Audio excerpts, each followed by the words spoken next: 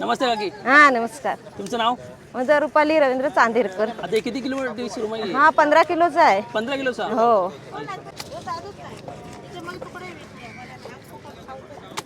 आणि किती पीस होतील याचे? ह्याचे एका वाट्याला 7-8 पीस येणार. हा 13 वाटे घालणार. अच्छा अच्छा. 15 किलोची सुरमई खाणाऱ्यांना वाटून देणार. अंदाज किती पीस होतील?